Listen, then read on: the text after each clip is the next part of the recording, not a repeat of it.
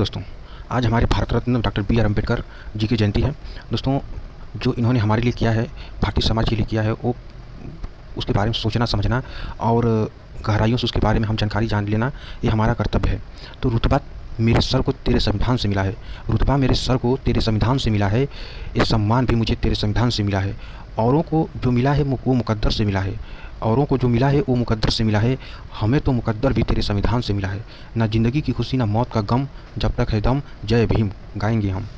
दोस्तों, आज doctor B are Ambedkar जयंती है और इस मौके पर दोस्तों हम आपको बता दें कि इन्होंने दुनिया में अपना नाम इतना इस तरह से प्रसारित किया कि एक माँ अपने बच्चे को जब जन्म देती है तो पूरे गांव में जैसे ढिंढोरा पीटा जाता है या बता जाता है कि अरे फलाना घरे लड़का भैला, फलाना घरे लड़का पैदा भैला, उनके बाप बन गए ना, इस तरह से होता है। दोस्तों, उसी तरह से सेम हमारे डॉक्टर बी आर अम्बेडकर अपने कर्मों द्वारा, अपने कार्यों द्वारा पूरे दुनिया में इस तरह से फेमस हैं, इस तरह से प्रचलित हैं कि आज 14 अप्रैल के दिन उनके लिए, उनके नाम पर उनकी जयंती को पूरे विश्व में मनाया जाता है।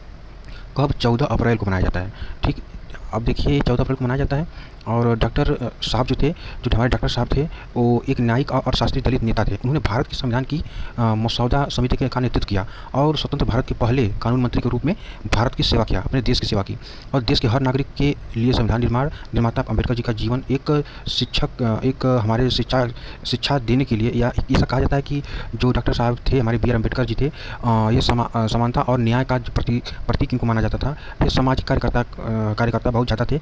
ये गरीब और दलित लोगों को, महिलाओं को एकजुट करना चाहते थे, ताकि उनको जो जिस तरह से प्रताड़ित किया जाता है, वो महिलाएं, वो गरीब, वो हमारे देश के जो दलित हैं, वो एकजुट होकर के अपने स्वतंत्रता के लिए, अपने न्याय के लिए, अपने बच्चों की शिक्षा के लिए, हाँ, इस तरह से अंग्रेज़ों से लड़ सकें या सरकार से लड़ करके अपनी भागीदारी का जो उनके भाग का जो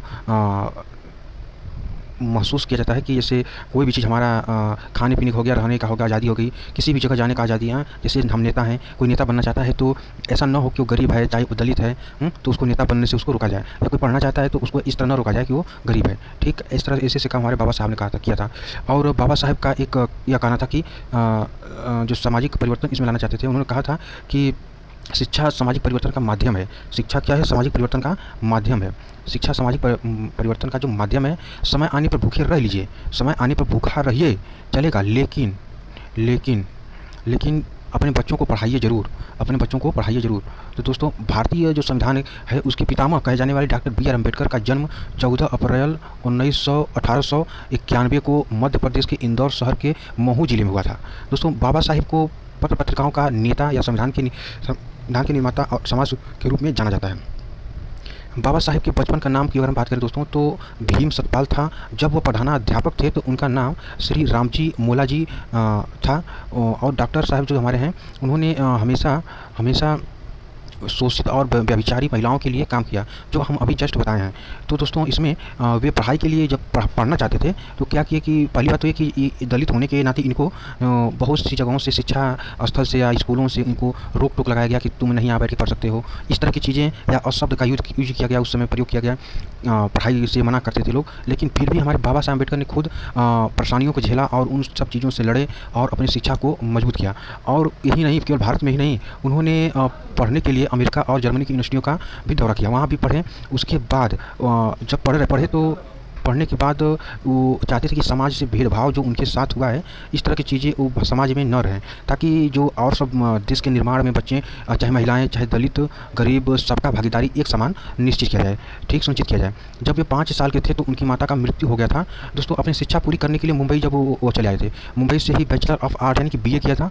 और पूरी पढ़ाई करने के लिए उन्होंने यहीं से किया, उसके बाद अमेरिका चले गए। वहाँ पर वो कोलंबिया विश्वविद्यालय में और इंग्लैंड से, कोलंबिया विश्वविद्यालय में और इंग्लैंड से मास्टर ऑफ आर्ट की डिग्री ली और 2 डिग्री पूरी की। इसके BA और MA की डिग्री पूरी करने के बाद 1923 में भारत लौटकर वो चले आए। 1923 में भारत लौटकर आने के बाद उन्होंने बॉम्बे के उच्च न्यायालय में अपना दावा पेश किया और सामाजिक कार्य करने के साथ साथ लोगों को शिक्षा के महत्व को समझाना उन्होंने शुरू किया। शिक्षा के महत्व को समझाना उन्होंने शुरू किया। उन्होंने लोगों को अपने अधिकार के प्रति विरोध या जागरूक करने के लिए, लड़ाई लड़ने के लिए, जाति व्यवस्था को समाप्त करने के लिए सभी को प्रेरित किया। और बता दें दोस्तों आपको, तो उन्होंने जाति के विनाश नामक एक पुस्तक लिखी थी, जिसमें उन्होंने लिखा था कि जाति, वर्ग, लिंग के आधार पर भेदभाव पर चर्चा उसमें की थी। लेकिन उसमें ये भी बताया था कि लोग कैसे इन सब चीज़ों को महसूस करें कि हमारे साथ कितना गलत हो रहा है। हमें भी पढ़ने और बोलने चलने रहने का आज़ादी होना चाहिए। ठीक, समाज के लोगों को ये उन्होंने बताने में सफलता पाए थे। और देखिए, बाबा साहेब के नाम के संदेश के रूप में शुरू हुआ था उस समय जब उन्होंने इन सब चीज़ों से लड़ाई लड़ रहे थे कि भेदभाव को ख़त्म करना चाहते थे। हाँ, तो उसी समय यहाँ के लोग, समाज के लोग जो थे, उनको बाबा साहेब के नाम से बाबा साहब के नाम से पुकारना शुरू किए थे। उन्होंने भारतीय संविधान को बनाने में अपनी महत्वपूर्ण भूमिका निभाई थी। भारतीय संविधान के निर्माता भी कहे जाते हैं हमारे बाबा साहेब बी आर अम्बेडकर, जिन्हें हम 14 अप्रैल को हर साल उनके जयंती के रूप में मनाते हैं। और जगह जगह पे हम स्कूलों में और हर जगह पे उनका जो एंजॉय करने के लिए उनकी जयंती को हम फंक्शन करते हैं, ऐसे कार्यक्रम करते हैं। आप भारत ही नहीं, दुनिया में किया जाता है। ठीक, उस समय भारतीय संविधान में सबसे महत्वपूर्ण तथ्य था वास्तव में बाबा साहब का मुख्य उद्देश्य समाज के कमज़ोर वर्ग को और उनके जीवन में सुधार लाना और उन्हें आगे बढ़ाना सबसे मेन उद्देश्य था। ठीक, उन्होंने भारत के संविधान को बनाने में अपनी महत्वपूर्ण भूमिका निभाई थी।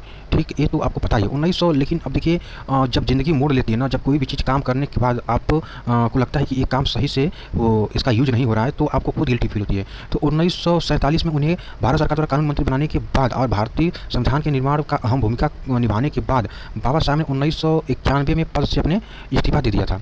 क्यों दिया था? क्योंकि भारतीय संविधान का यूज जिस तरह से चाहते थे कि छोटे से छोटे दल को या छोटे से छोटे लोगों को, गरीब से गरीब तक तबके को इसका महत्व, इसका फ़ायदा मिले, वो उतना नहीं हो पाता था जितना वो एक्सपेक्ट किए थे इस संविधान से। लेकिन और देखिए 1900, देखिए यहाँ पे लिखा भी है, प्रेसिडेंट के साथ शोषण के कारण उन्होंने 1956 में 20,000 अनुयायियों के साथ बौद्ध धर्म स्वीकार किया। 1956 में ही उन बाबा साहेब बी आर अम्बेडकर का निधन हो जाता है।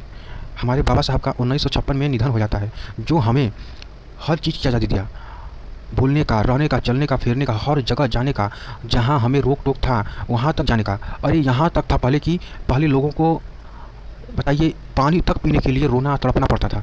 उनको पीटा जाता था, हंटर से पीटा जाता था। बताइए, ऐसे तो हमारे भारतीय समाज के लोग थे पहले। लेकिन जब से भारतीय समाज में, भारत में संविधान आया, तब से तो ये सब चीज़ों पे बहुत ज़्यादा कंट्रोल हुआ। ठीक, लेकिन अभी भारत सही से एकदम मुक्त नहीं हुआ है। दोस्तों, आपको अगर वीडियो सही लगी हो तो प्लीज़ चैनल को सब्सक्राइब करें और thanks for watching this the video. और प्लीज़ सब्सक्राइब करें और शेयर करिएगा। जय हिंद, जय भारत, जय भीम।